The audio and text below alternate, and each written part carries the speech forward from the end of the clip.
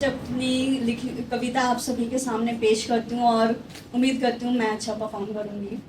ये जिंदगी की अलमारी में आज कुछ खोया पाया, जो ढूंढने निकली तो दूर कहीं बड़े शहर में खूबसूरत शीशे की बनी बिल्डिंग में एक डेस्क पे उसे मैंने बैठा पाया।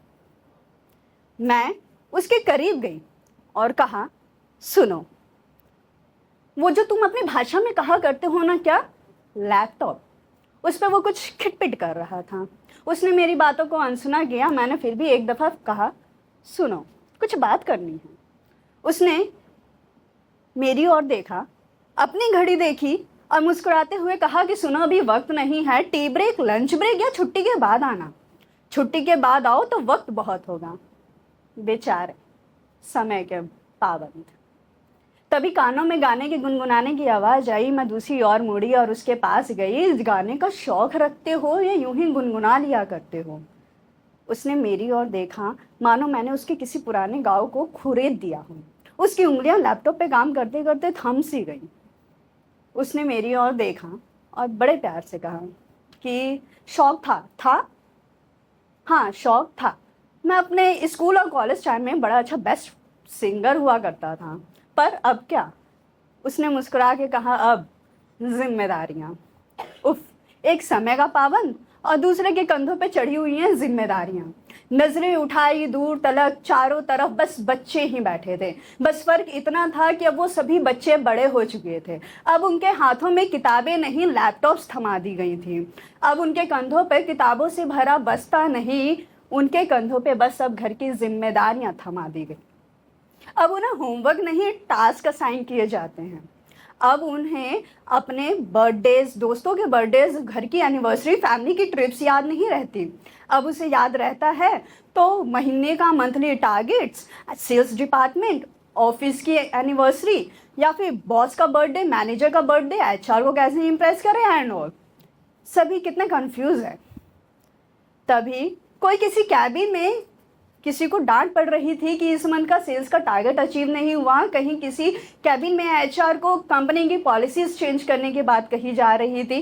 कहीं कोई इंटरव्यू लाइन में बैठा हुआ ये दुआएं कर रहा था कि मेरी उस कंपनी में ज्वाइनिंग हो जाए, तो कहीं बैठा हुआ वहाँ कोई बंदा अपना नोटिस पीरियड खुशी खुशी सर्व कर रहा था वहाँ से जाने के लिए।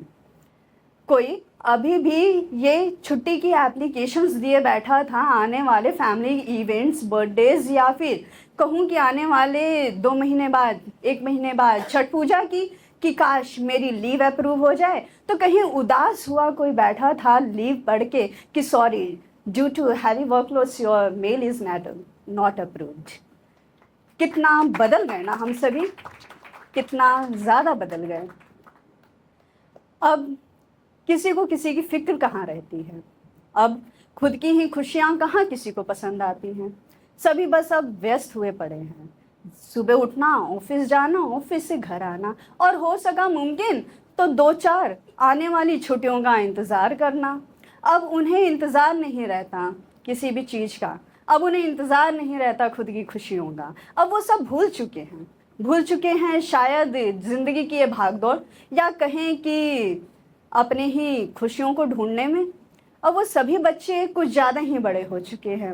इतने ज़्यादा बड़े कि अब वो किताबों में पढ़ी हुई सालों पहले की बातें, ईमानदारी, शिष्टाचार, सच्चाई और दूसरों की मदद करना, ये सब भूल चुके हैं। यूँ मानो कि बीएससी और बीकॉम वाले भी बीए वालों को यूं ही बदनाम किए बैठे हैं, क्योंकि कॉर्पोरेट सेक्टर में ऑफिस पॉलिटिक्स ये भी जम के ही खेलते हैं। तुम खुद को अच्छा बताते हो और दूसरों को बुरा बताते हो, तो दूसरा अच्छा और तुम बुरे कैसे हो जाते हो। हर किसी की कहानी में हर किरदार खूबसूरत हुआ बैठा है। तुम किसकी कहानी में खूबसूरत किरदार हो, कभी खुद से सवाल करते हो? कभी पूछो ज़रा खुद से कि क्या तुम जो दूसरों को कहा करते हो कि उफ, मुझ पे ज़्यादा जिम्मेदारियां हैं और वो ऐश कर रहा है या कर रही है, काश मैं भी यूं ही घूमूं फिरूं और मस्ती करूं। जानते हो हम सभी कितना बदल गए हैं। वो बच्चे अब इतने बड़े हो गए हैं। मैं वहाँ से वापस आई जिंदगी की अलमारी जो खोया था, जिसमें कुछ ढूंढ रही थी, उसे बंद किया। मेरे ही प्रतिबिंब ने मुझसे कहा कि ले आई अपना बचपन ढूंढ के। मैंने उसे मुस्कुराते हुए जवाब दिया कि उफ, अफसोस होता है, वो सभी बड़े हो गए हैं। जानती हो, वो जो शीशे की बड़ी सी कांच की बिल्डिंगें तुम देख के कभी सोचा करती थी ना कि वहां जाना है, उसके अंदर एक अलग ही उथल पुथल और चहल मची हुई है। उस चहल, उस तूफान में सब खो चुके हैं। वो बच्चे जिन्हें कभी आवाज लगा के गली क्रिकेट में खेलने के लिए बुला दिया जाता था, जिन्हें नींद की फिक्र, खाने की फिक्र नहीं हुआ करती थी, वो कूद के आ जाया करते थे, उन्हें अब समय ने पाबंद कर दिया है। वो अब अपनों से मिलने के लिए, खुद से बात करने के लिए, अपने दोस्तों के साथ वक्त गुजारने के लिए भी देखते हैं, छुट्टियां अप्रूव करवाते हैं। बेचारे सब बड़े हो गए हैं। जिंदगी ने सबको पाबंद कर दिया है, या यूं कहूं कि कॉर्पोरेट सेक्टर ने सबको बदल दिया है। Thank you.